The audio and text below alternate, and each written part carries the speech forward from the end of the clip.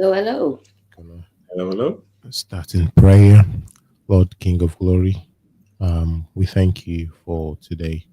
Thank you for this opportunity for us to come together to fellowship, to study, and just to learn about your kingdom, and just praise you and we give you all the glory. In Jesus' name we pray.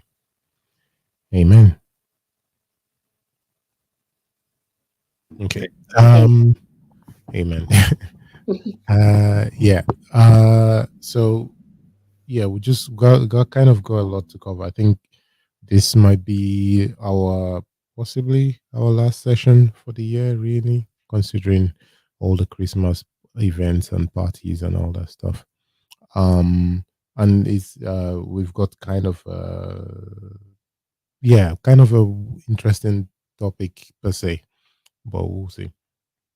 Um, we I'm not. I don't know if anyone has a question from last session. So I don't want to spend too long doing a summary there because we got quite a lot to do. Today's one is a bit has a lot of pieces to it, so I just want to focus on that, and we're gonna actually touch on some of the bits from last week as last time as well. So yeah,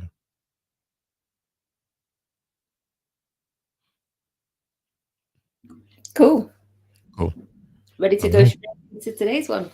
All right, cool. Yeah, so we're gonna read. Oh, last time we read uh chapter 11, and in chapter 11 we ended up with this bit of Jesus saying, "I praise you, Father, Lord of heaven and earth, because you have hidden these things from the wise and the learned, and revealed them to little children. Oh yes, yes, Father, for this is what you were pleased to do.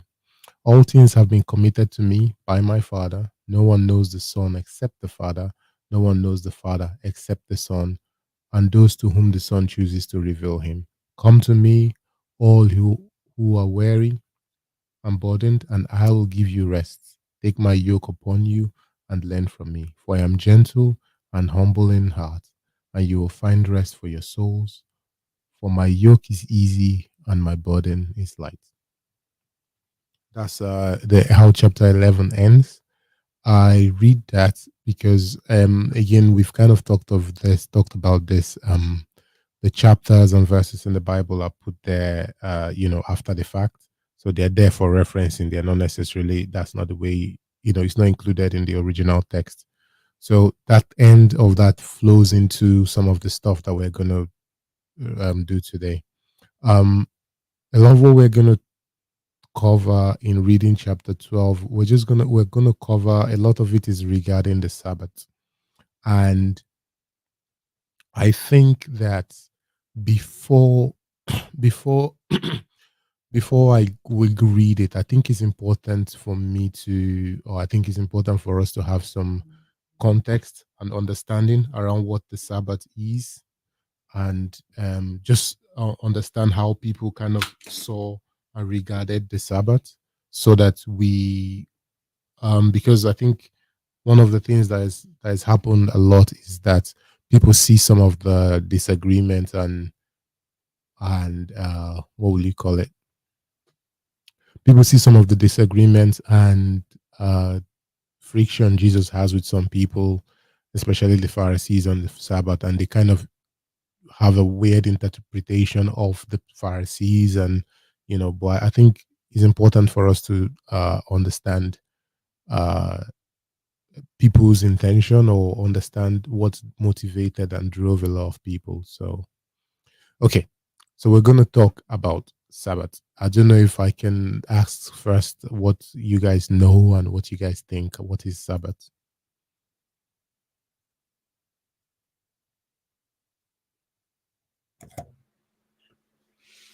Uh, the day of rest. Day of rest. Yeah, simple. What's that?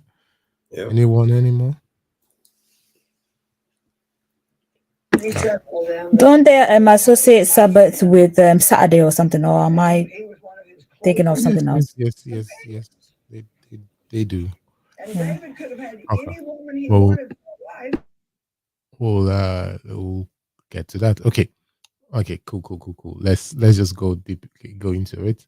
And uh, uh, uh, so the aim of this is so that when we go back and read chapter 12, we will kind of follow all that is going on inside the story. So I have to lay a foundation for that, I feel. Anyways. Okay. So this is what I'm gonna just give a whole some of foundation summary, but you can actually just go deeper than this. There's loads of writings and studies on this. So yeah. Okay. First things first. The Sabbath starts on in Genesis 1. So here we see God creating, creating again. Genesis 1, a lot of times people try to read things into Genesis or read things into this account that is not trying to tell you, and leave the bits where what it's trying to tell you. But Genesis 1 is kind of like there's a rhythm, there's a flow to it, right? There's an order and a flow to it. So we kind of see it's almost kind of like poetry in a way. So we kind of see you know the chaos of the world that was there, and God bringing order to that. And so God starts his creative action and creative work. So we see an order. The first 3 days mirror the next 3 days, right? So God, you know uh you know God says, "Let there be light," and says the light was good. He separates the light from darkness. That's on day one. On day four, God creates the sun, the moon, and this. So it's kind of like they kind of go with that order. Every day starts, and there was morning, and there was evening, and there was morning the first day, and all the second day, and there was evening, and there was morning the second day. And then we get that day six, humans are created. Da da da da da. And then we got to humans, and we get to day six after the humans were created, and it says, and there was evening and there was morning. And we get to the next sentence. Thus the heavens and the earth were completed in all their vast array. By the seventh day, God had finished the work he had been doing. So on the seventh day, he rested from all his work. Then God blessed the seventh day and made it holy, because on it he rested from all the work of creating that he had done. So the seventh day is different from all the other days, right? Because of God's action on that particular day. God uh God rested, he says. And we'll talk about the idea of rest in a bit. So God rested on the seventh day. He finished from the creative work that he was doing. And later on, we'll see that God blessed, as God blessed the seventh day. Now the difference from all this is that this doesn't have the same rhythm as the other days. There is no evening, there is no morning, right? So people look at this Sabbath day, and again, okay, there's no evening, there's no morning, and this is the first day God spends with you, the first full day God spends with humans. So the first day humans and God get to spend together is in a day of rest, and we'll talk about the idea of rest in a minute. So that's what that's the Sabbath, and God blessed this day and made it holy, right? So it's a day unlike any other day, right? And this particular day, when God created man and woman, or he created human, and he blessed the humans, right? God also blessed the day as well. So there's a significance to that. Okay. Everybody following me so far? Cool. All right. Um so we get that. Now, there are two what will I call it? Uh there's schools of thought around this. Now, the first, and this is the it all emanates from this question of did the Sabbath day end? If there was no morning and there was no evening, like the other days, did the Sabbath day end? Did the Sabbath day end? Is there a day 8? Are we still, did humanity continue in the Sabbath day? So, not to, so there are some people, or some believe that Sabbath day continued, while some people believe that there was just no darkness, but day 8 came. So again, you can see that the way you want. But here's the idea, anyways. God and man are in this Sabbath together, right? Um, God has finished his creative work. He's now in partnership with the humans, right? And the humans are in total reliance on God for everything. God is their source, and the land is, the man doesn't have to walk the land or be in constant battle with the animals or anything. That's like an order around which God has put in place, which the first 6 days has told us, right? And it was good, and everything was good. There's order there. There's no, man doesn't have to work, labor hard to get anything from the soil, from earth. No, there's no like having to work hard to shepherd the animals. There's an enjoyment of God's good work, and man is there in partnership with God. God brings the animals, and the human names all of them, all that stuff. So there is a partnership in there. Okay. Now, okay. Uh so now we get to the fall, and after the fall, what happens? There's this um things that gets released, where the man now has to work hard to be able to get anything from the soil, right? There's a chaos brought into the world, and we begin to see this cycle go over and over and over again all through the book of Genesis, right? And this then culminates in the story that we read in Exodus, where the children of Israel are slaves in Egypt. They are slaves to Pharaoh, right? And his people are walking them to the bone, right? And one of the first acts we see of God in Exodus, of course, is the act of liberation, right? Um, the humans the children of Israel are liberated from the clutches of the Egyptians and Pharaoh and the slavery that he's put them into, and they come into the wilderness to meet God and to worship God and everything like that, and God promises to take them to a new land. Now, in the wilderness, everybody knows the story of the manna. God was feeding these people with manna. Now, in the wilderness, they got manna on the 6th day. So every single day they will get manna, fresh manna for that day. Every day you get fresh manna for that day. Any extra you take to store up for the next day gets rotten overnight, right? But on the 6th day, you are allowed on the 6th day, you're meant to take enough for 2 days. So you get provided for 2 days on the 6th day, because the 7th day is a Sabbath day of rest, right? Okay.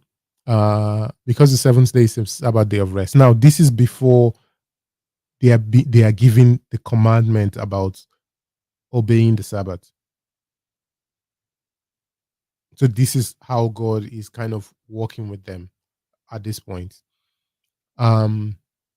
So they get in the wilderness, they get these commandments from God, and they get the covenants with God. And we look at Exodus is in Exodus 20, and it's repeated in Deuteronomy. So in the commandments, we get the first 3 commandments are about God.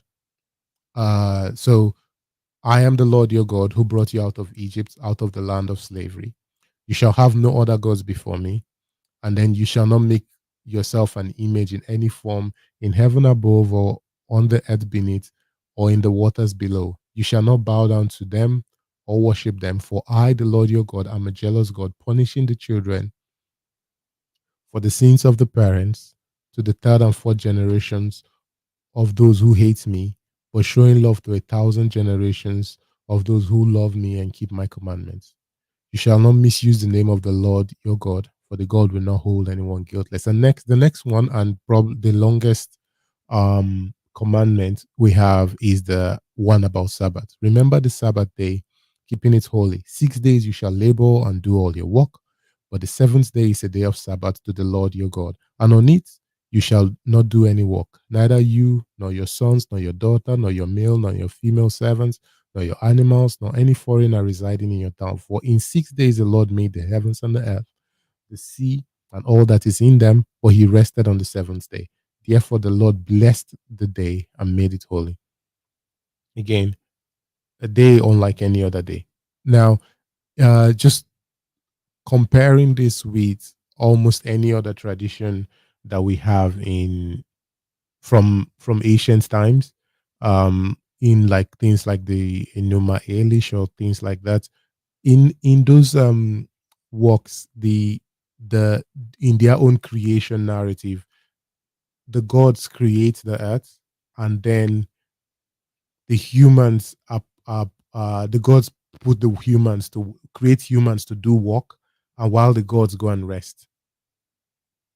So this is actually very unique in that regard, that it is a rest created that God wants to enjoy with the humans. Okay. I hope everyone's following me so far. There is a point to all of this. Yeah. Okay. Cool. All right.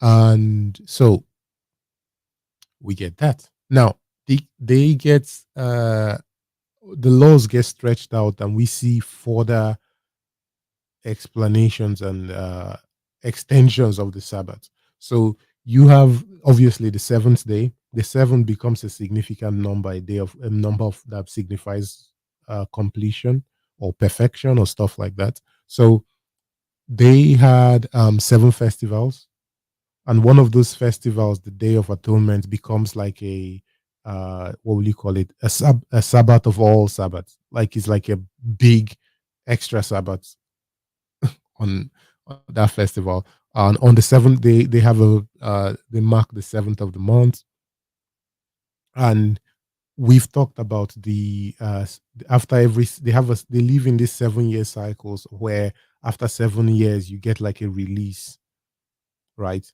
Everybody gets you free people of their debt, you free people from any slave that you're holding, you free them, all those things after every 7 year cycle. So okay, everybody still following so far? Yeah, cool. All right. So okay, no, not just that seventh year. On the seventh times seventh year, that's year 49, you have like the year of Jubilee, a bigger Sabbath. This is a culmination of Sabbaths, right? This is like on this year, we've talked about this when we talked about wealth and finance. The Any land that someone has given to you for payment, that returns back to their owner. There's obviously free releases and things like that. So that's a big Sabbath. Now, one of the things that happens, I just want to talk again now just about what their idea of rest, or what the idea of rest has means. On the Sabbath days, what the people do is obviously they don't work, they don't do any work, they don't do any struggling or tilling the ground or any of those things. What they again is very communal. You don't spend Sabbath on your own. The Sabbath starts at Friday night at 6 p.m. and ends Saturday night at 6 p.m. They mark the beginning of the day at the at sunset, 6 p.m. traditionally, and sunrise. I mean sunset to sunset, essentially. That's how they mark their beginning of their days. So they start the day by lighting a candle. They have families together, they read, they sing together, they have a meal together. They traditionally make this so this is like a table where they've lit 2 candles. Typically, you have this is like a married woman, and she lights 1 candle for herself, one for her husband, and they make a bread for Sabbath, and you have some wine, and they have people over. You have your family over, and all that sort of things. Um, they sing. They go to the synagogue, and they sing. They give sacrifices if they need to, and they read from the prophets, and then at the end of the Sabbath day, they blow out the candles, and you know and that's it. The week continues. Okay. um Now, one of the things that develops in this time is the prophet. The prophet Yeah. go on. I think I remember something about the bread itself. The reason it's plaited Mhm. signify the partnership. That's nice. Yeah, the working together, the Okay. interweaving of, because you see, because remember you said Sabbath was a communal thing, so Yes, yes. it's interweaving of everybody involved and also the partnership between God and man. That's not. I didn't actually Why know the that. bread That's is yeah. plaited that way. Oh yeah, that's a really nice. That's Yeah. really nice. I didn't even know that. Yeah. So yeah, that's thing is it's quite a communal affair. You don't nobody you're not expected to spend Sabbath alone. There's no like, okay. So it is that thing. Okay. Now, just 2 things from it. The Sabbath rest is kind of different in that they yes, you don't walk, but the idea of it was meant to be that you're meant to celebrate God's creation with him, right? The Sabbath day is holy. God made the day holy because of the day is set apart from all the other days because of what God did on that day. And God asked them to do this. So why is God asking them to do this? It's like one day where just um forget about striving and working hard to produce food for yourself and all those things. Like just focus on enjoying creation, right? And also there's this idea as well where you're spending all week because of the cycles of all these different kinds of Sabbaths that they have. You always have it in your mind, like all week. You know that you have to prepare for the seventh day, because that day there's not going to be any work. You're not going to cook, all those things. You prepare, you prepare and do everything before that day comes. So you always have that day in your mind. That day kind of guides your week. So you meet family. Like I'm sure loads of people are going to spend Christmas Day with their family, and people have that already planned months in advance. Or I'm sure some people right now, some families know what they're going to do on Christmas Day. So just think of having a Christmas Day at the end of the week every week, where you and your family get together. You guys eat, you sing songs, you go to the synagogue, you read from the prophets, that sort of thing, and there's just a whole vibe like that, and you obviously kind of remember what God has done. And obviously there's also 7 festivals across the year that also allow you to mark this kind of Sabbath. Then you have after the end of every 7 years, that whole year you don't walk on the earth, so you don't plant or do any harvesting that year. That year is a Sabbath year. You leave the earth alone. There's no work, there's no planting, there's no nothing. You just it's a year of Sabbath rest. You leave the land in peace and just eat from the fruits. And some places talk about just leaving your land. Only the poor and the people who are poor, those are the people that are allowed to come take food off the land. So those sort of idea kind of resonates. Um, and it's just a way of allowing all these things for them to guide you and remember that you are not created, you've not created yourself, and your dependency is not on yourself but on God, right? I guess for us, where most of us don't know where our food source is, like we don't we yeah, for most of us we don't know where our food has been produced. But again, these people lived in a very subsistence kind of situation where they lived near farmlands and all those things, so they knew what we had, how the crops were doing that will produce their food. um So there's that idea of just focusing and staying on that. I think on for us, I think is actually in a sense is quite important for us to also have it in mind about, because we live in a situation or time where there's so much work going on. There's You can be in hyper work and everything. There's so much thing that is drawing our attention. Even if you look at it, I was seeing someone talk about this and I hadn't thought about it before. But when we're using social media, we're using Netflix, all those things. Technically, we're working, but we don't even know, because the the products for Twitter and Instagram, TikTok, all these things, they are free because the people using it are their products, right? So if you think about the amount of time you spend on Twitter, the amount of time you spend on Instagram, if you kind of put those into an hours per day and calculate how much, let's say in your regular day, how much you get paid per hour. If you kind of put, if you spend, let's say you get paid, uh, let's say you get paid £20 an hour per se. If you get paid £20 an hour and you spend two, let's say you spend 3 hours a day, or let's say 2 hours a day on Twitter, that's £40 an hour a day, and that's £280 a week.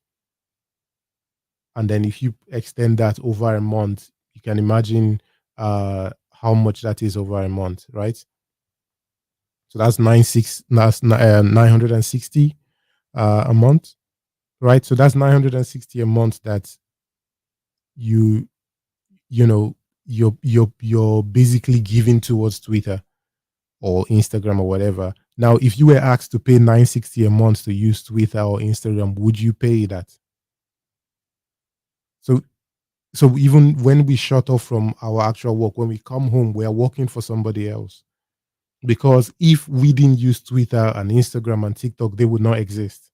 So technically, we are working for them because we are kind of their product. So we are in a state of everything is drawing our attention, right? We don't have time to focus on anything. Like I was also reading, there's a book from some guy called um Bjorn Hanchel. It's kind of called the Burnout Society. He talks about how humans are different from animals in that we are actually able to focus on our moment. So if you're at dinner with someone or you're reading a book, we can actually be lost in that moment. We have the ability to be lost in that moment and just focus on one thing. Now, in our world, we think that being able to multitask is a gift, but actually, the ability to just stay on a single task is very human, because animals have to multitask. Because if an animal is focused on one thing alone, they are that animal is liable to, like, is exposing itself to attacks or to be preyed on by another animal, because they are at the mercy of the elements, they are at the mercy of the food chain, right? So animals always, they are always you know alert. Human beings, we are in a situation where we have the ability to just focus on one thing, but we don't, because there's always, you're watching TV, you've got your phone, and we've got that whole thing. So this day of Sabbath allowed these people, obviously they lived in a different situation, but it allowed them to just focus on their family, on creation, and sing songs and go to the synagogues and da da da da da, and just focus on all that thing. And it reminds them of God. It allows them to connect with God. They go to the temple, give sacrifices, all those things. Um, Allows them to do that. Everybody with me so far? Yeah, it's interesting that to hear it from that perspective. Like, you know, you wouldn't pay that amount to be, for example, on social media, but the fact that, looking at it like as you're working for somebody else, that's crazy. That's wow. Yeah, yeah. And I know. I think for me that was one of the I've been trying to this is an aside, but obviously I told you guys I've been trying to give up Twitter for a long time, Yeah. and just hearing that was one of the things that actually helped me because I've not been on Twitter since September, so which is Mm. big for me because I was spending way too much time on Twitter, way too much time. But it's easy though as well, right, to get lost in that, because even when you speak about like being able to focus on one thing, although that's like a positive thing to a degree as well, that could be a negative, right? Because then some people get lost completely in just Yeah, that. but it depends on what that thing is. But in a sense, that's good. Like you want like when you if you go out now to have dinner or you're having dinner with your family and people are with their phones at the table, it's not fun to have conversations with people who are No. having Yeah. conversations. You understand? Like sometimes it's good to like you have family who are just like everybody's focused in this moment that we're having with each other rather than thinking of this or on the phone to this, chatting with this, TV on in the background, this and that. Everybody's just focused in this moment that we have together. I think it's quite a good thing. For I mean, for us, one of the things we try to do, we don't always work, but we try to have dinner together as a family. Just sit at the table, not in front of a TV or anything. Just sit at the table together and just eat and you know Yeah. kind of talk of our day. That obviously is a that's positive. But if you mm, then take it like for example social media and you stay in that vein for like 2 hours, then obviously that's negative, right? Because then mhm, mhm, mhm. yeah. That's the thing because you're kind of doing as I said you're doing work, you're Yeah. doing work. But again, okay, so if we keep going, I'll come back to this in again. I've kind of jumped to Sabbath observance, but one of the things that happens is that the prophets start using the Sabbath to talk about uh I say they start using the Sabbath. You hear the day of the Lord, the day of Jubilee, the accepted year of the Lord. They start using it as a time, as an anticipated period to talk about when the period that the Messiah is going to bring. So they start talking about the Sabbath as a foreshadowing of another period that the Messiah is going to bring. Right. Okay. So um let me just give there are two things that are quoted by Jesus, but we'll just read this one. I think we can read the whole thing for now. This is Isaiah 58. You get this is just a example. I'm reading this because we're going to talk about Jesus quoting from this later. But it says, "Shout it out aloud, do not hold back. Raise your voice like a trumpet, declare to my people their rebellion, and to the descendants of Jacob their sins. For day after day they seek me out. They seem eager to know my ways, as if they were a nation that does what is right, and has not forsaken the commands of its God. For they ask me for just decisions, and seem eager for God to come near them. Why have they fasted, they say, and you have not seen it?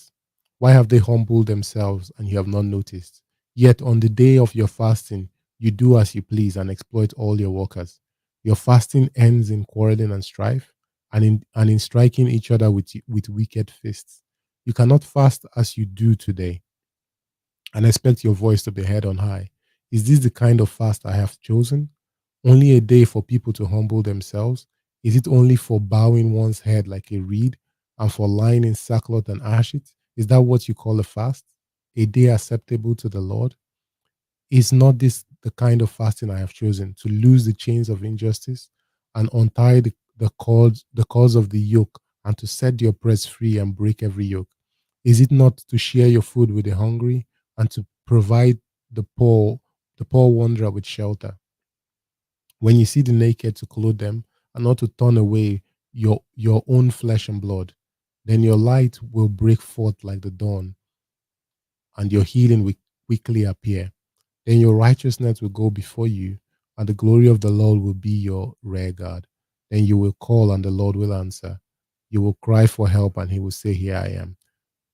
If you do away with the yoke of oppression, with the pointing of finger and malicious talk, and if you spend yourself if you spend yourself in behalf of the hungry and satisfy the needs of the oppressed, then your light will rise in darkness, and your night will become like the noonday. The Lord will guide you always, and he will satisfy your needs in a sun-scorched land, and will strengthen your frame. You will be like a well-watered garden, like a spring whose water never fail. Your people will rebuild the ancient ruins and will raise up the old age foundations. You will be called the repairer of broken walls, restorer of streets with dwelling.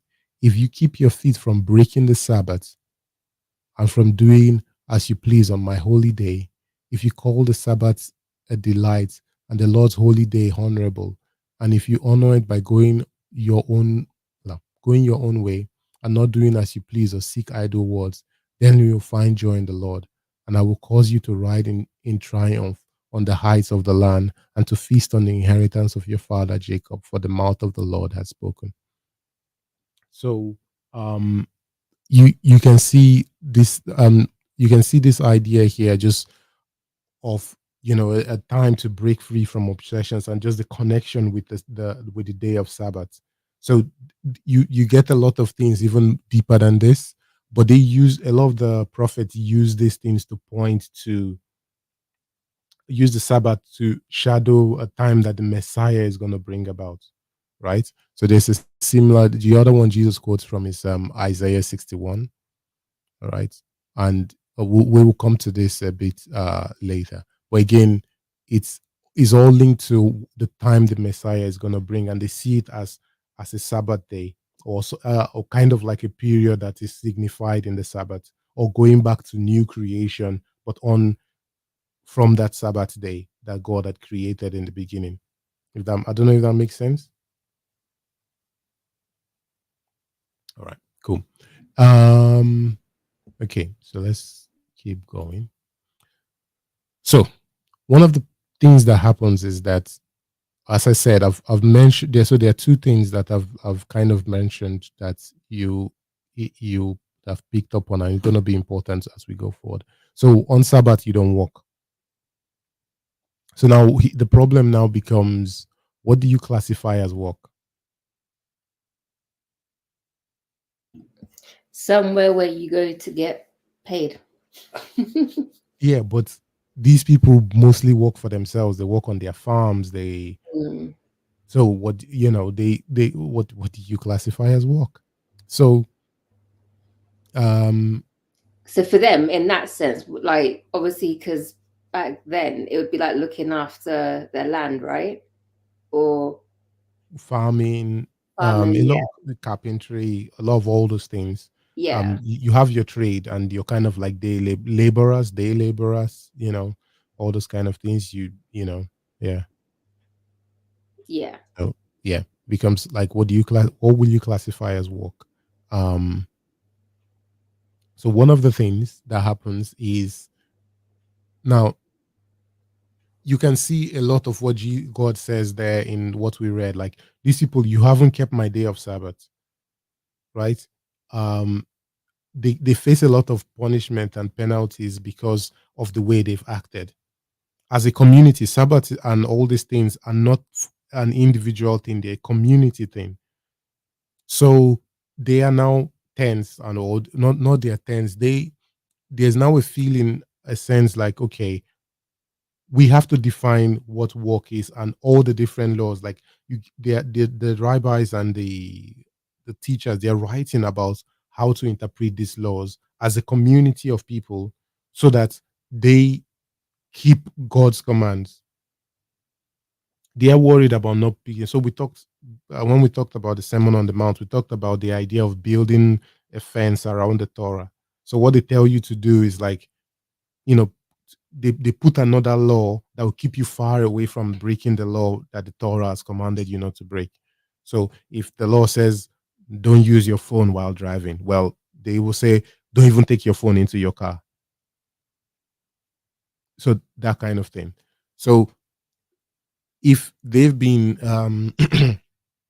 breaking the Sabbath and doing all these things, well, how do we stop ourselves from doing that? Right? There's a discussion between two rabbis because there's a part of Isaiah. I think this is quite famous about uh, turning our plowshares into pruning hooks, and nation would not rise up against nation and all that. So they have a conversation about whether someone who is a hunter should carry his hunting equipment on Sabbath day. Should he carry his club and his knife on Sabbath day? One person says, well, but if he's not using it, he's not doing any work. But another rabbi says, wait, this is pointing to a time where we'll have a period where no one will rise up against anyone, where our plowshares will be turned into pruning hooks, right? Our the wolf will lie with the lamb. So it's a disgusting sight for you to be carrying weapons carrying weapons on that kind of day. Do you understand? So this is the arguments that What they're you're having. saying is like they basically took it like a step further then. So So they're trying to make sure that they don't break these laws. So basically, like you said, then if you're a hunter or whatever, then hunting is obviously a no. But they were trying to say that even carrying it was Yes, the one no. side says carrying those your hunting equipment, knife, club, all those things. That because it violates what Sabbath is pointing to, the time where the lion the wolf will lie with the lamb, the time where we'll turn our plowshares into pruning hooks, where the nations will not study war anymore. If you're carrying weapons of aggression with you, aren't you violating the? So these are the kind of conversations they're having.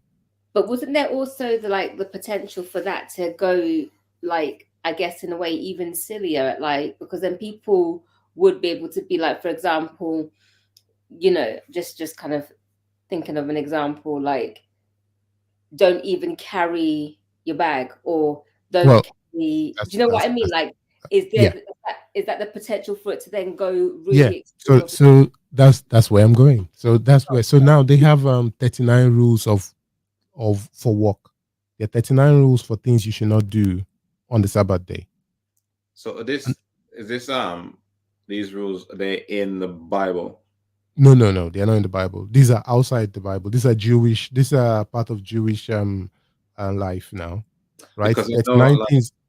Seventh Day Adventists, like back in St. Vincent, Mm, um, there's a Seventh Day Adventist church, and they had a lot of rules of what you could and couldn't do. they would have gotten if they had the 39 rules, they would have gotten it from the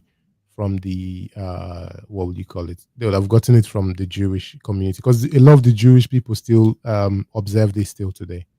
Really? Yeah. Okay. Shabbat. Yeah. So I mean, if you listen to a lot of the rabbis and all that, Shabbat, they So, still observe Shabbat to today. so if they still observe that today, looking at obviously life now compared to how it was back then, how does that work? How They don't walk. They don't walk. They don't do any of these things. So let's look at some of these 39 rules. So we have 39 rules. Hmm. They have 39 rules. So some of these things, writing two or more letters, that's one of the rules. So basically, I think they try to define it as creative work. Don't do any work that is creative. So demolishing a wall, but then if you're demolishing a wall as an act of destruction, is that work or not work? If you're demolishing a wall to build a new wall, does that classify as work? So there's all these things that are part of the conversation, right? Um,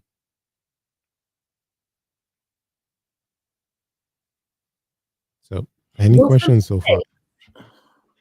what's that? What's that? Number 6. We know this is part of the harvesting process.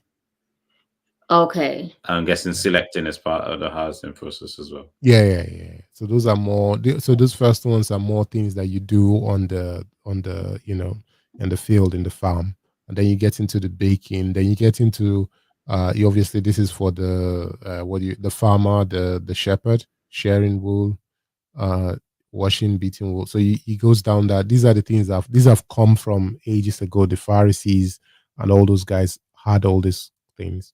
Now other communities had their own extension of it. So I've read or I've heard about the Qumran community, the guys that we got the Dead Sea Scrolls from. Those guys had like, I think they had like a law where, okay, wait, one of the laws is that you have to put like a um is like a latrine that people use to go to the toilet. You have to put that at least 1,000 cubits away from the house, so that it's far enough from the house. It's a hygiene thing. It's in Leviticus, I think. You put a latrine 1,000 cubits away from the house, so that it's far enough away. Well, there's one, sorry, 1,500 cubits away from the house. Then one of this Qumran community, I think one of the laws that they had for Sabbath was don't walk more than 1,000 cubits on Sabbath. So if you're not walking, if you're So not then allowed to what walk up to, if they need the toilet? not on the Sabbath day. So there you go. So he got to that level, but the thing is that they have done it for, because here's the other idea. I think this is an idea that is more very important. Is like we talked last time. Jesus talks about, my yoke is easy, my burden is light. One of the things that the prophets talk about is, and a lot of the rabbis talked about back then, is like yoking yourself to the law, yoking yourself to the Sabbath, yoking yourself to the law, because they see it like when you're yoked to the law, then you have an easy burden. Your life is easier, right? I heard the rabbi explain it this way to someone. This kid asked the rabbi, don't you feel tired obeying all these rules on the Sabbath, or obeying all these rules in the Torah? Don't you just feel tired? Isn't it too much? And then the rabbi asked him, well, what do you like to do? I see that you like taking your father's sports car, going it on the freeway or highway, and just speeding down the way and enjoying it yourself. And the guy was like, yeah, that's really fun, da da da. And okay, the rabbi says to him, okay, why don't you just go to an arcade and do the same thing? Go to an arcade. There are lots of very realistic arcades where you can go in, you put the glasses on, they can make it a 3D experience. You drive, and you drive at any speed you want, drive into any car house you want, you can drive on the opposite side of the road. You can do whatever you want. Why don't you do that? And the guy says, well, that's more make believe. And he says, yeah, that's exactly the point. The laws of the Torah, the laws of Shabbat, they they help guide your life. They are like driving on the road. When you drive on the road, there are rules you have to follow. If not, you're going to put your life into destruction, right? While you drive in the arcade or your 3D version or whatever, you can drive on the opposite side of the road. You can drive into a building, and as long as you have more coins, you can restart the game, right? But you can't do that in real life. You can't drive into a mountain in real life, drive off a cliff in real life. You can't do that, right? You cannot just drive at any speed. You have to brake at some point, right? You have to slow down at some point. You have to corner at some point. There are laws that guide how your life is lived. Now, if you decide, I don't want to follow these laws and make believe, you're going to come into trouble. So that's how they saw it, like yoking yourself to the Torah or yoking yourself to the Sabbath ways. So they are trying to please God, but in their trying to please God, they have this. They now start measuring, and I suppose the way you measure, the metric by which you measure something now starts to define that thing, right? You see what I mean? Like, what's the best example to give? Um, like if we, I me going like, one of my experiences coming to this country from mine is like the educational system that we had was very different in my country, and they set us up well to pass exams. Like, we're very, very good at passing exams, written exams. When I came to the UK, I did like a international foundation program. One of the things that we quickly noticed, me and my friends are from all of us from the same country, when we were putting exams, we were scoring 100, 90s, like all of us. When they put us in the lab, we didn't know what to do, right? Our way of our educational system valued passing exams. So passing exam now came to define our whole education, how you pass exams. It doesn't you and then the people created in that systems are not able to do much with their hands. So when I came here, where people where you have people who you score way more than they do in the exams, but they go to the labs 5-10 minutes, they're done with their lab work, they're gone, and you're just there struggling. That they've been created in a different educational system that starts to define them, right? I guess in a sense, you if we have a church that uses the metric of the numbers of people in the church to define church growth, or let's say the number of people saved, right? If you want to use that to define, then this everything starts gearing up towards counting and keeping tabs of all the people coming to the church. Then almost every time the church walk now becomes defined by those numbers. And the same way, let's talk about finances. If the church is always using money to define church growth, then finances will now become the definition of what that church becomes. So those sort of things. So the metric and the way by which you measure something. Sometimes I've used bad examples, but sometimes it's a good thing, right? Sometimes if we measure people by their understanding of the Bible, or their their willingness to be part of the community and all those things, that's a good thing. That becomes the define how those people are. And I suppose the bad thing here is that these people, they have a genuine willingness to but to kind of not walk and keep up the Sabbath, but the metric by which they chose to do that now starts creating a burden of the Sabbath. The Sabbath now starts becoming a burden rather than something to enjoy. I hope that kind of explanation has gone away. Okay. Yeah. Yeah. All right. So now we come. Oh, finally we get to Jesus. Okay. So Jesus comes on the scene, and it's very interesting that Jesus keeps the Sabbath. So the first thing Jesus does, Jesus's first point of ministry or public ministration, is in Luke chapter 4. So as I remember, one more thing I must say. Sorry, or I can say that after this. Um, so Jesus has just been baptized. He's gone to the wilderness. He's tempted. He comes back. All that stuff. And so usually they go to the synagogue on Sabbath, and they do things. As I said, they read from the prophets on the Sabbath, you know, they, as part of their whole celebration of the day. So Jesus went to Nazareth, where he had been brought up. And on the Sabbath day, he went into the synagogue, as was his custom. So this is him celebrating the Sabbath with the rest of people. And then he stood up to read, and the scroll of the prophet Isaiah was handed to him. So they read from the prophets on that day. That's just the way they do it. Unrolling it, he found the place where it was written, "The Spirit of the Lord is on me, because he has anointed me to proclaim the good news to the poor. He has sent me to proclaim freedom to the prisoners and recovery of sight to the blind, to set the oppressed free, to proclaim the year of the Lord's favor." So he's reading from Isaiah 61, and then he puts a line from Isaiah 58 inside it.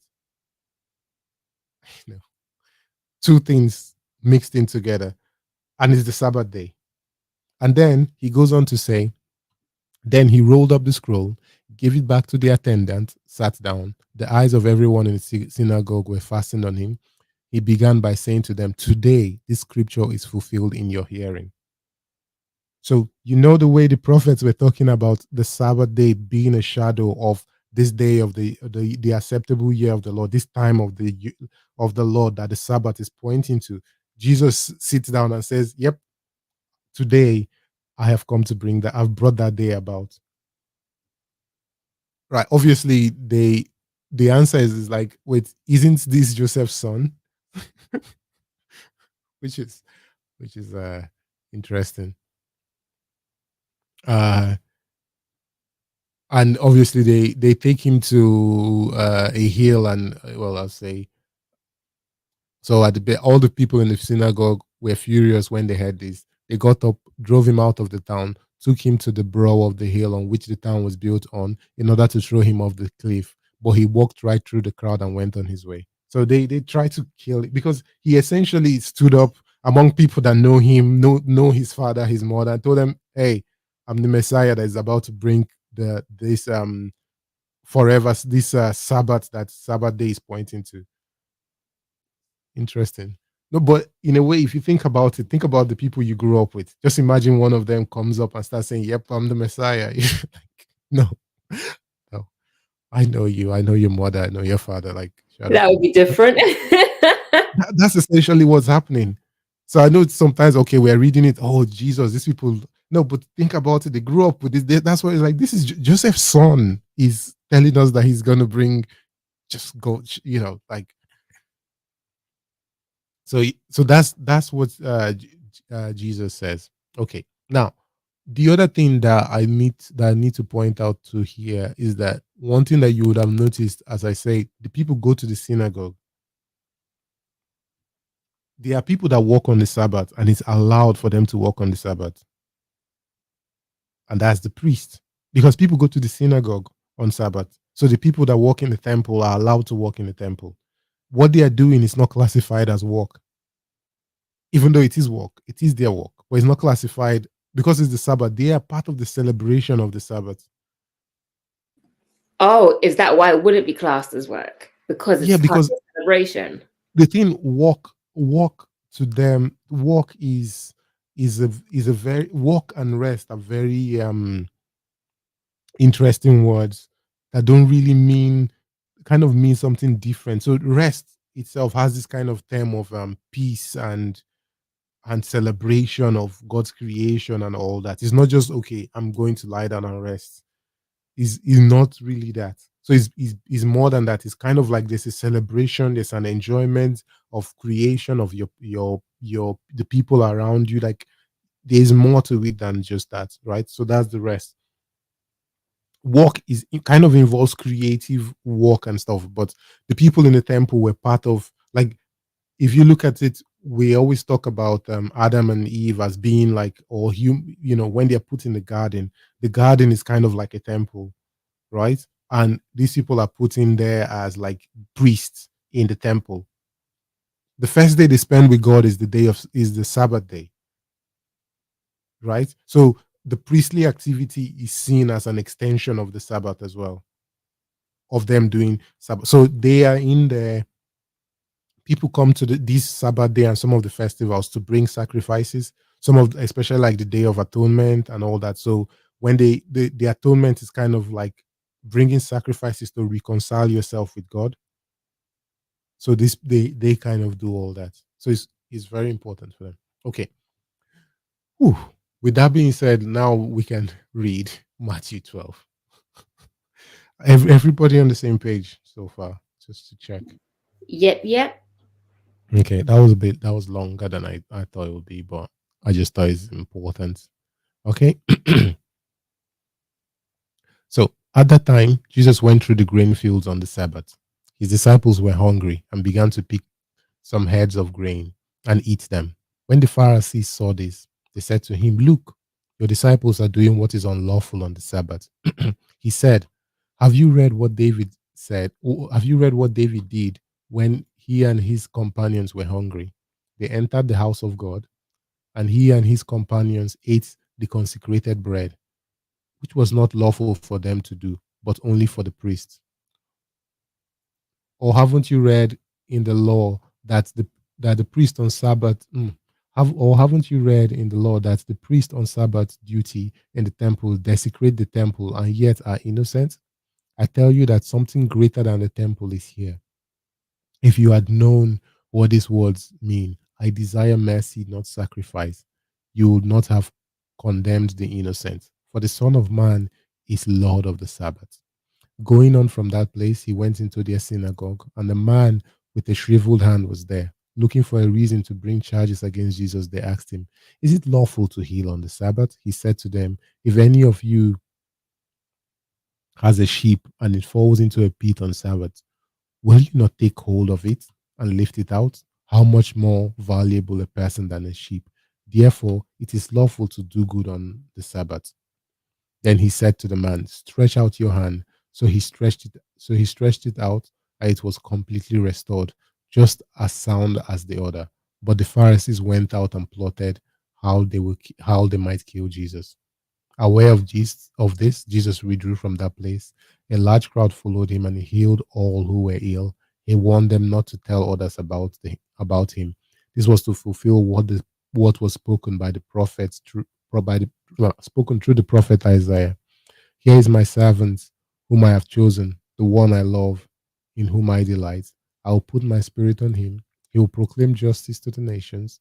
He will not quarrel or cry out. No one will hear his voice on the streets. In the streets, a bruised reed he will not break, and a smoldering wick he will not snuff out, till he has brought justice, truth of victory. In his name, the nations will put their hope." Okay, so I'm just gonna stop on there for now. Verse 20. Okay, so I guess with all that context and everything, any thoughts on this?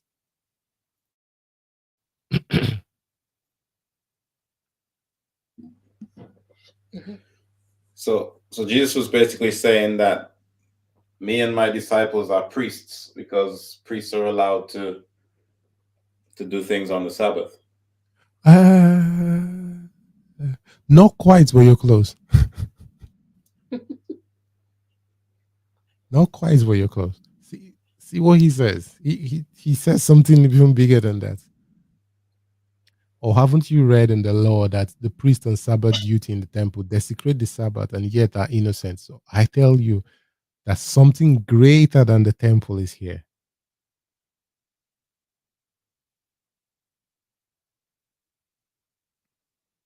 So not even priests greater than the temple. So not even they were allowed to do that. Sorry? No, he's not even saying that we're priests. This is greater than the temple. Ah, okay. Mm-hmm.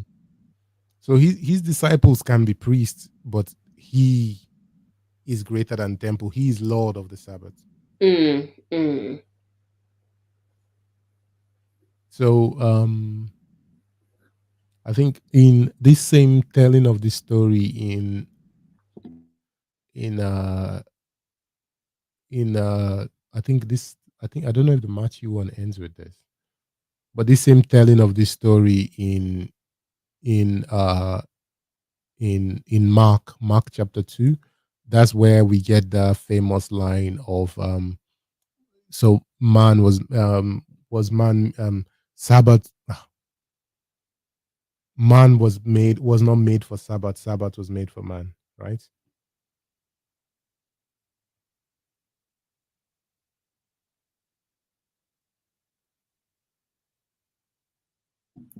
But also what's interesting there as well though is just that I think the emphasis on the fact that like they were so busy trying to think about the law that they weren't even thinking about what was right in terms of like, you know, when they was like, is it lawful to heal a man's hand and Mm-hmm. and all of that. Yeah, but I think the thing is like from their own conception of things, I feel like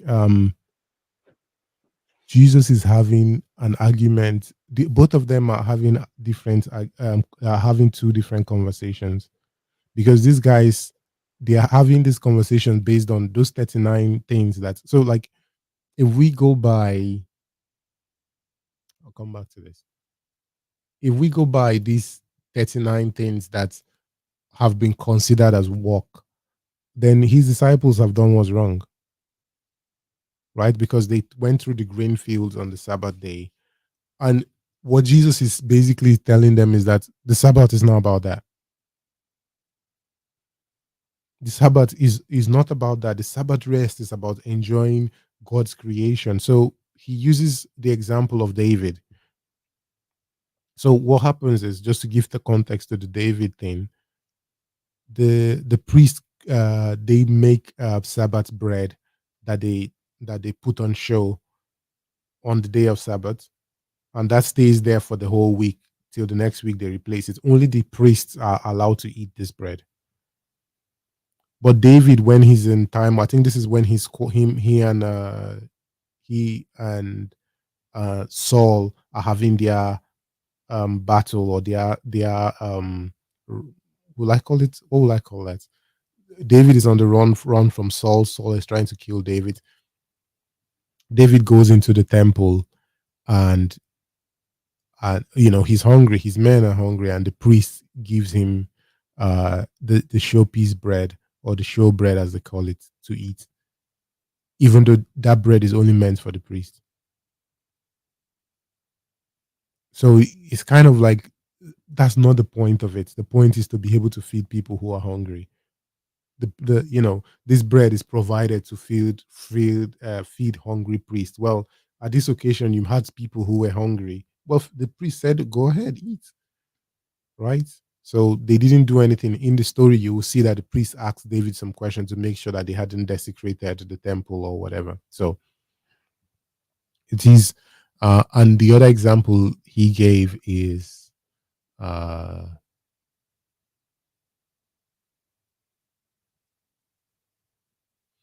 mm,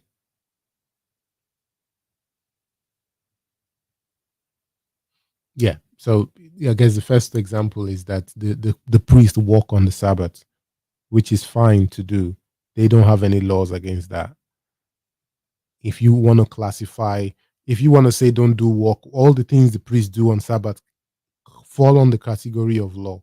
But why isn't the priest, what the priest doing, considered law? Because that's not, that the Sabbath rest is about us enjoying, reminding ourselves about God, right? Having God at the center of our week, right? We end our week about God, and we spend the whole week. That Sabbath rest kind of goes into our whole week, because we spend the whole week walking, but also thinking about planning for the next Sabbath coming.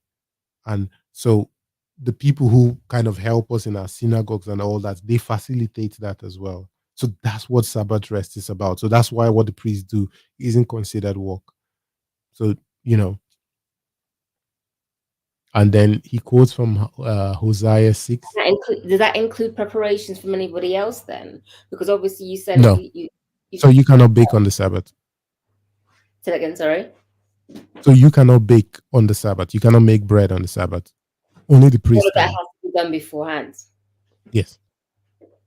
Okay. So all the cooking and everything that is done, all that is done beforehand. Yeah. Yeah. Okay. I think that as well. The idea around it is like, also God is your provider and the one that sustains you. So He's able to provide for you on that day based on work done the previous days. So it is that, and then Jesus quotes from Hosea. I desire mercy, not sacrifice, and acknowledgement of God rather than burnt offerings. So I think they've kind of shrouded themselves in in kind of the letter of the law rather than the heart or the principle behind the law, right? The word here that is translated to mercy, I think some of the other Bibles can translate it as loving kindness, is hesed. So here, a New Living Translation says, I want you to show love, not sacrifice. I want you to know me more than I want burnt offerings. So they've gotten wrapped up in all these laws and forgetting what the laws were about. Again, actually, even me saying law is even wrong. They are not law; they are like instructions or teachings in a sense, right? They are ways to guide you of how you should, you know, like we when you drive or when you go for your driving, when you're learning to drive, they tell you to put your hands at 10 and 2, which is ideal. But I rarely see people put their hands on 10 and 2 when driving. Because it's hard. Like It's hard. the reality of it is like it sounds good practically, but when you're having to like really maneuver, it's not. Yeah, but you get the idea of it. Like, is is easier to do that when you want to respond and to keep you alert, blah blah blah blah, Yeah, all that yeah, stuff.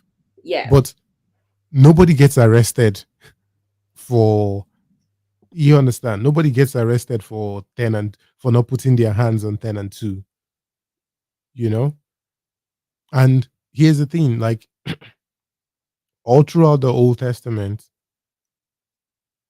there's one guy in the wilderness that gets killed for gathering sticks on the Sabbath. But that's a different story. He gets killed by people. But all throughout, there's no one who God complains about, oh, this person did this work on the Sabbath. Or this. What God tells them, you're desecrating my Sabbath by your behavior, the things that you're doing, the way you're mistreating people, the way you're mistreating foreigners, the way you're mistreating the poor and the those who are disadvantaged, the way your worship of idols and your regard of idols and all those things. That's how you're desecrating the Sabbath, because you cannot enjoy the Sabbath with me when you're doing all these awful things. They don't complain that this person did too much work. Now, the idea of not doing any creative work is actually important and good. And if these people just started working, God would not be happy with that as well. But they disregarded the Sabbath in so many ways. All right. But the complaint wasn't, oh, yeah, this person ate. There was not one complaint or one prophet that said, oh, yeah, this person ate baked bread on the Sabbath day.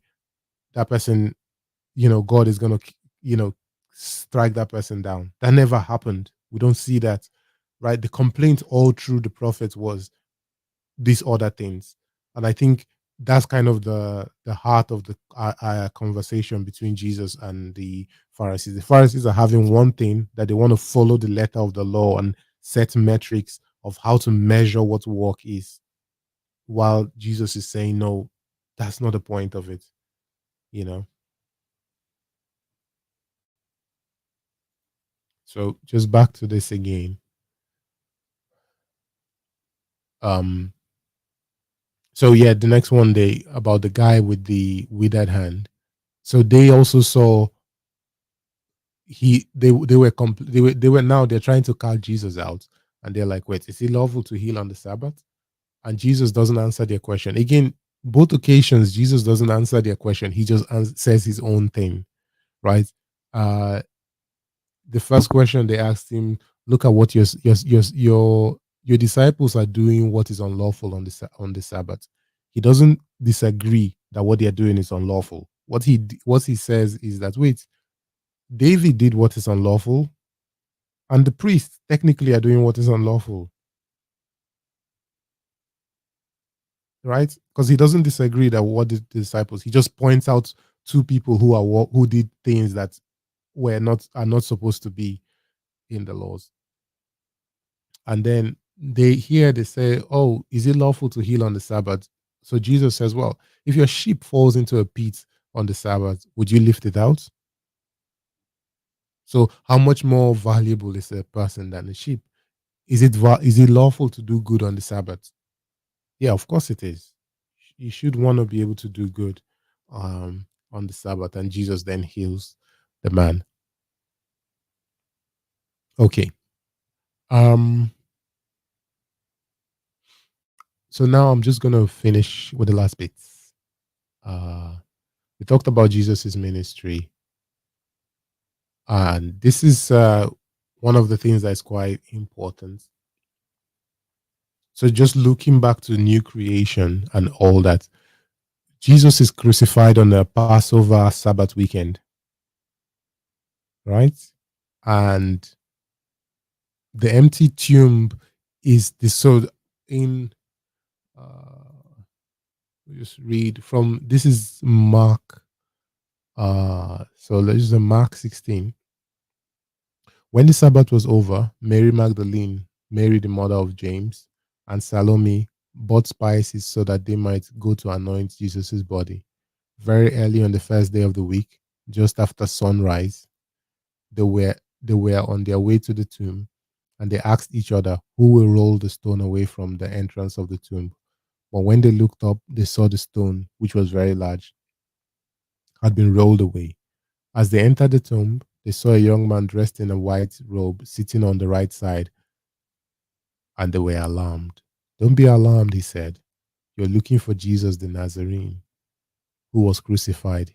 He has risen. He's not here. See the place where they laid him. But go, tell his disciples and Peter, he's going ahead of you into Galilee.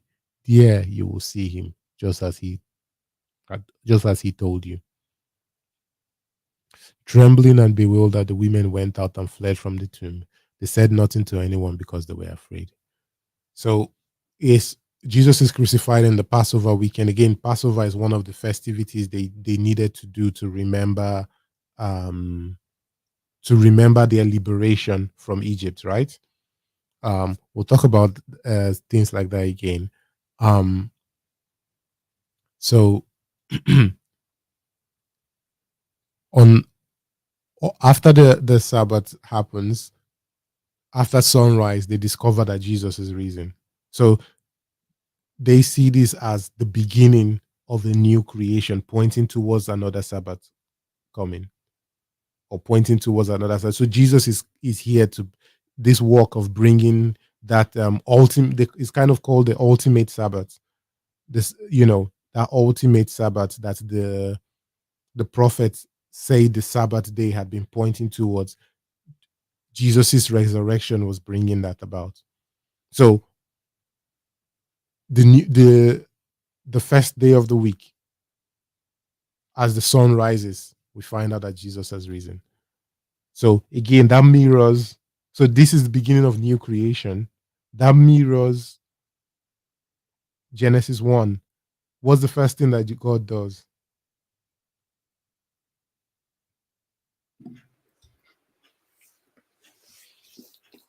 Mhm. Yeah. Let there be light. Let there be light. That's it. Let there And be light. then evening came, morning Yeah. came, end of the first day. Yeah. So that's why Jesus, when Jesus declares himself one greater than the temple, one who he calls himself the Lord of the Sabbath. He's that Messiah that was come to bring that ultimate Sabbath, that day where humanity and God will go back to the time of the original Sabbath, and where there will be peace with man and God and the earth and the animals and everything. Right, this chaos that has come into the world will be gone. That beginning of that new creation, that's it. Jesus is bringing that about. That's kind of the idea that they've tried to weave into all these stories. Again, for us, when we write stories, we'll just write Jesus is the Lord and Jesus is. These guys use all these stories to say the thing. So when these guys are reading it, and Jesus stands up in the temple and reads from Luke chapter 4, and reads those particular things, they understand that he's declaring himself as the Messiah that brings that ultimate Sabbath, right? And and when he calls himself Lord of the Sabbath, and when he answers the questions the way he has done with the Pharisees, he's declaring himself that the one greater than the temple, the one who is here to bring that ultimate Sabbath, that one is here, right? Um, there is another concept to it that I think is also very important. Is the Sabbath, the first Sabbath, brings about the end of God's creative work. But as part of God's creative work, he was releasing, he was kind of doing a liberation from. So this is another angle to it. The Sabbath liberation is kind of bringing a liberation from chaos that was existent before God started his creative work, right? right? So that then leads us to the Sabbath of thing, and the first day God and the humans spent together is Sabbath. Then we see again God interfering with the slavery that the people have in Egypt, right? They have this slavery, and God brings liberation to them. And then with these people, He institutes them to have Sabbath. And this Sabbath then points to a time. Now, as part of this Sabbath, there's a lot of liberation in this Sabbath and called release. So, as part of this Sabbath, there is, we talked about the release from work, but the release of slaves, the release of people who are oppressed, the release of people from their lands. If you have somebody's land, you have to release it and give it back to the person. uh we there's all these different types of releases. Now, the word release in the Old Testament, when the Old Testament gets I know this might be complicated, but just follow this. When the Old Testament gets translated to Greek, the word for release, aphasis, in the New Testament, that word is the word for forgiveness. That makes sense? So when the Old Testament, the Hebrew Bible written in Hebrew, gets translated to Greek, the word for release is called aphasis. And when the New Testament is written in Greek, that same word is the word for forgiveness. So when Jesus is saying, "Forgive us our sins, as we forgive those who are indebted to us," he's using those same words in there for release. So there is an idea of, and when we look back at what Jesus says, when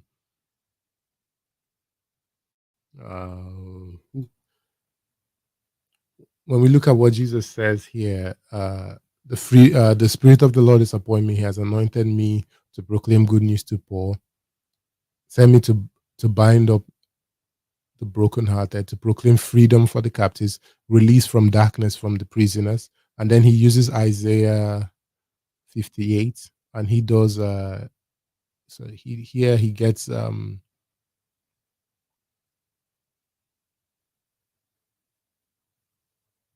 I can't really. Oh no, which is yeah. Unite the cover to set the oppressed free and break every yoke. So he used the set oppressed free. So again, that release of people who are in bondage, and we are seeing this ultimate Sabbath as freeing humanity from this slavery. I can say the slavery from slavery, essentially slavery to sin and all that.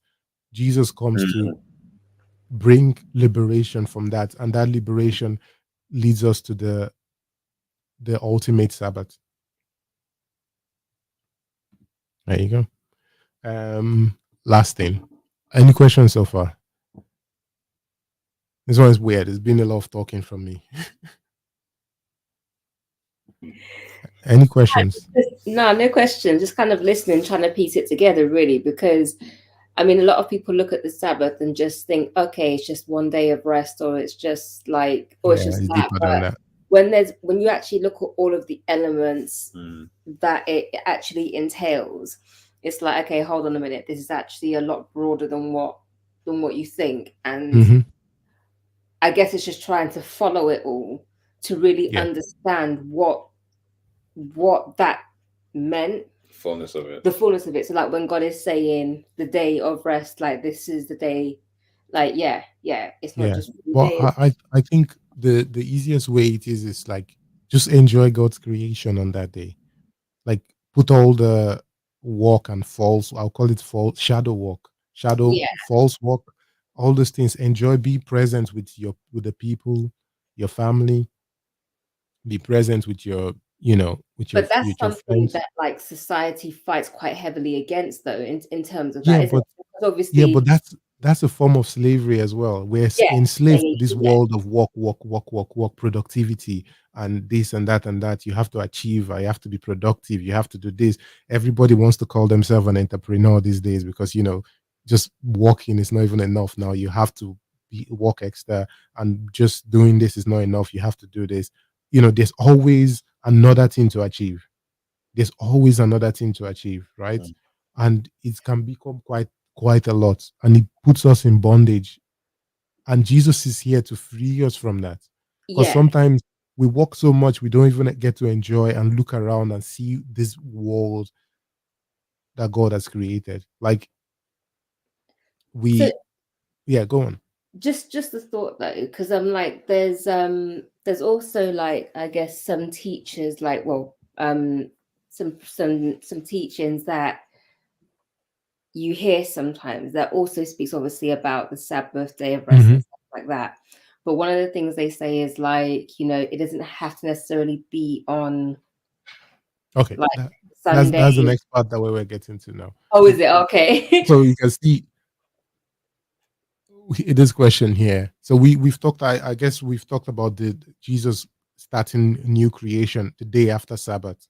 So after Yeah. Sabbath ends, Jesus is resurrected, and that brings after the new light. Jesus his reason and new creation begins. And so the question now is, okay, what does that mean for us? Do we observe the Sabbath? Now, there are two ways to go about this. In So Paul deals with this issue obviously in Romans. He writes about it a little bit in Romans and Colossians. So we have Jewish Christians and we have non-Jewish Christians. And the non-Jewish Christians, they are not observing the Sabbath the typical way that the Jewish Christians would. And the Jewish Christians are observing the Sabbath. And Paul writes that, okay, in he basically says, look,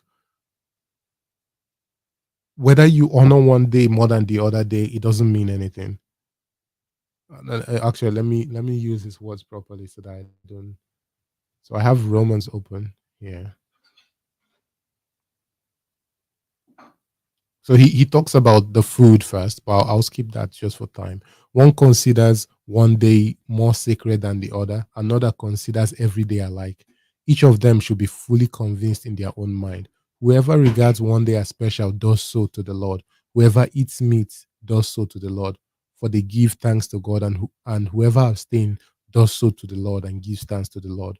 For none of us lives for ourselves alone, and none of us dies for ourselves alone. If we live for the Lord. If we die, we die for the Lord. So whether we live or we die, we belong to the Lord. For this very reason, Christ died and returned to life so that we might be the Lord of both the dead and the living. So he's basically talking about these squabbles that they're having between the two, where one side is saying, no, but you have to observe the Sabbath. Another side is, no, you don't. One side is saying you have to eat kosher, and the other side is saying we don't. And Paul says both of you can coexist, but um just respect each other. The ones that says one day you have to take one day as special, respect them for doing that. And and the other side that says nah, every day is alike, respect that.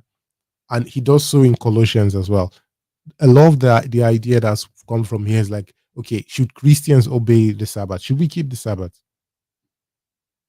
That's an interesting question. So some people regard that, well, if Jesus is coming to free us from, liberate us from the slavery of work, or from the slavery from the slavery of sin, of the slavery of this this sin that we found ourselves in captivity, then every day is a Sabbath day.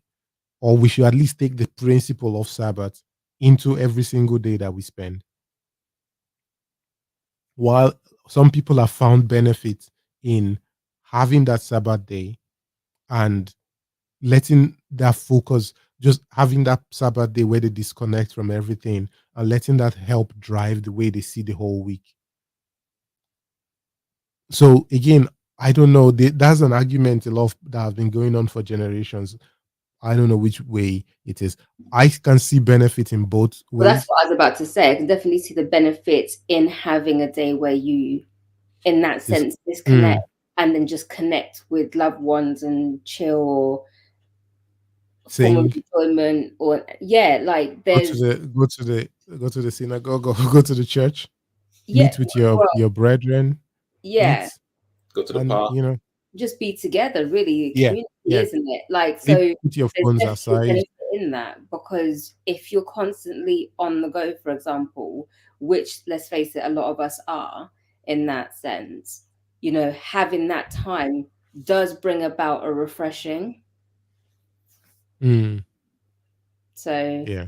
yeah, Yeah, like you I said, the think good so. thing as well though is like also respecting, like if someone keeps Sunday, that's fine. If someone chooses another day, that's also fine, because at the end of the day, not everybody's schedule or thing is the same either. So it's just being respectful of one another Yeah. on I mean, I agree. I mean, but I think we need to distinguish between, because I think from what you said there are two different things in terms of day of worship and day of Sabbath. Two different things, Mm. okay, right? yeah, So day of Sabbath and day of worship. Now, people went to the synagogue on the day of Sabbath. Don't think you have to go to the synagogue, but they typically, so you see Jesus go to the synagogue all throughout the New Testament, and even in the book of Acts, the apostles keep going to the synagogue on the day of Sabbath. Paul again, boy, it's hard to tell because Paul goes to the synagogue on the day of Sabbath. Wherever town he goes to the synagogue because he starts preaching from the people he meets at the synagogue. That's where he starts his ministry from, whatever new town he goes to. And obviously, the easiest way to meet them was on the day of Sabbath. They'll be in the synagogue, so that's what he did. So right, Paul moved between, if I'm with Jewish people and I need to keep Jewish practice, I'll do it. That's all right. If I'm with Christians who are Gentiles who didn't need to, that's all right. I'll flow with them. He didn't see keeping it or prioritize. not keeping it as a big deal. But I think there are two sides to it. It's like there's one side that wants to just say, oh yeah, ignore the Sabbath day. It doesn't matter. Walk, walk, walk, walk, walk, walk, walk. While I don't think that's the message that that they are sending. They're sending the other message is like for the people who are saying you don't have to keep the Sabbath day. The opposite to not having that one day of Sabbath is to embody Sabbath in every single day that you have. So bring something of the Sabbath to every single day that you have, because now we're a new creation. The Sabbath was pointing towards was a shadow that pointed towards something else. But that something else should be on every day. As we said, some people say that the Sabbath day didn't end, right? There was no morning, there was no evening. That didn't end. So that should be the way it is in new creation. So that means we don't have to keep the Sabbath. But but if you go by that, you have to bring the Sabbath to every single day rather than saying, no, there's no Sabbath. Every single day is a blessed day from the Lord, right? And then we have to bring something of the Sabbath to it. Can you give some examples? So I'm jumping in a little bit late, but yes, Go on then. What do you give mean some by example? examples of give some examples of like bringing the Sabbath to every day. Okay, I'm just so trying to like kind of bring in all the terms of ideas together in terms into of the idea of bringing it so into every day. that's the thing, right? When we looked at the prophets, when they talked about the people desecrating the Sabbath and the laws, what they were talking about was the way they were treating people. So when they talked about the Sabbath, they talked about this time of this time of peace, this time of human flourishing and the earth flourishing as well, and and all that stuff. That's kind of the way they looked at that ultimate Sabbath. So in a sense, if you're trying to bring the Sabbath day, that goes into us being reminded of our community as Christians, being in fellowship with our community as Christians. You don't have to worship on or worshiping, having that remembrance of God and worship of God every single day. And then being mindful of the kind of activities that we engage ourselves into.